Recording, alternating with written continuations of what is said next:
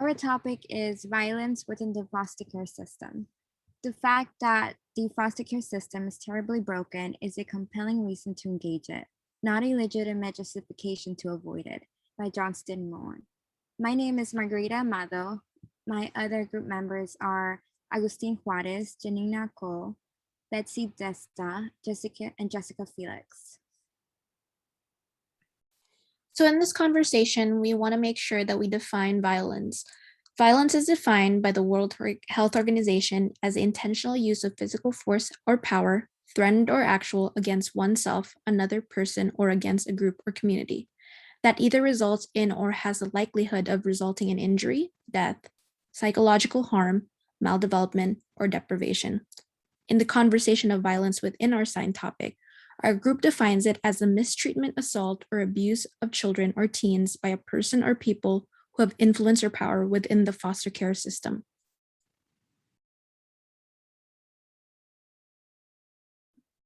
The purpose of foster care is to provide a safe and temporary home until children are reunited with their families. However, if reunification is impossible, the goal is to find the child a permanent family.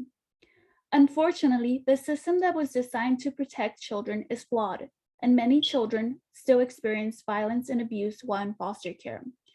This suggests that the system that was designed to protect children needs to be reevaluated to ensure that the participants in each step of the process is truly have the right intentions. The majority of the youth in foster care have been removed from their homes as means of protections against parental maltreatment. Studies have shown, however, that foster youth may continue to experience maltreatment after they have entered the child welfare system. The most common types of abuse are neglect, physical, and sexual abuse. A Johns Hopkins University study concluded that children in foster care in Maryland are 4 times more likely to experience sexual abuse than those who aren't in this setting. And children in group homes are 28 times more likely to be abused.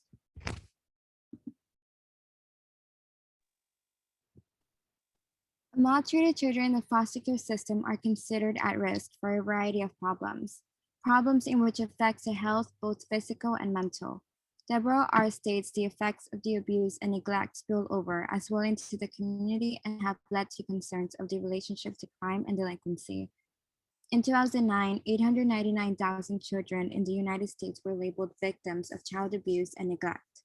The maltreatment increases the risk of arrest for juveniles by 55% and for an arrest for violent crime by 96%.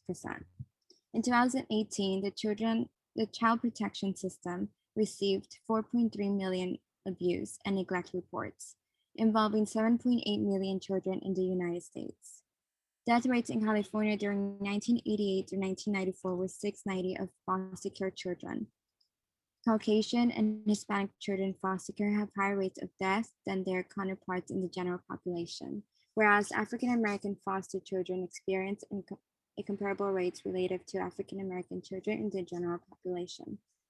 Investigations for maltreatment in homes are similar to the ones in the foster care system. The impacts of maltreatment in the foster care system have led to higher rates of delinquency and violence, as I mentioned earlier. Mental health disorders are developed due to traumatic experience rooted in physical abuse, severe neglect, emotional abuse, and exploitation, such as sex trafficking. In 2012, studies showed that 50 to 80% of commercially sexually exploited children are or were involved within the child welfare system. Studies have found that children who have been neglected and abused are more likely to have lower cognitive scores. They're also more likely to be associated with substance abuse and addiction. In addition, children who experience sexual abuse are more likely to experience clinical depression and lifetime PTSD.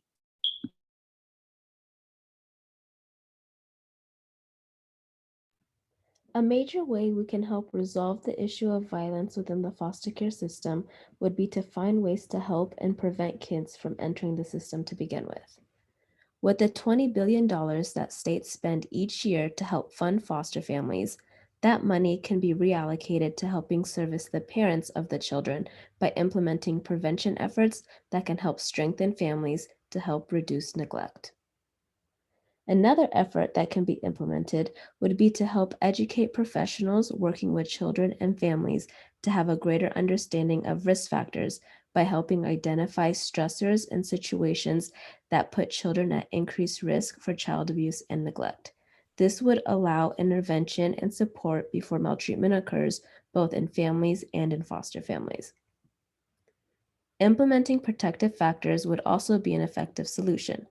Protective factors are strengths that help to buffer and support families. Factors like community support, parenting competencies, and economic opportunities will help ensure that children and youth function well at home, school, work, and in the community. It also helps parents who otherwise might be at risk find resources, support, or coping strategies that allow them to parent effectively even during hardship. Lastly, for the children that have no choice but to enter the system, stricter guidelines and evaluations should be implemented to help weed out foster families who are doing this for the wrong reasons. This will help eliminate unloving homes, abuse, neglect, and maltreatment. As for resources, we've gone ahead and provided a few phone numbers where anyone can call if they hear about or witness child abuse or neglect. For LA County, that is 1-800-540-4000. There are also additional phone numbers for other counties within California, which we'll be happy to provide later on. Additionally, anyone in the country can contact 1-800-4-A-CHILD. Another resource we provided is a dynamic website of the Family First Prevention Services Act, as it is important for birth parents to understand the law that can help them reunite with their children.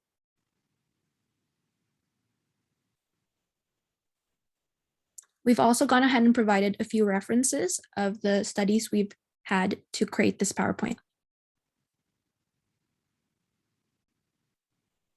That concludes our presentation. Thank you.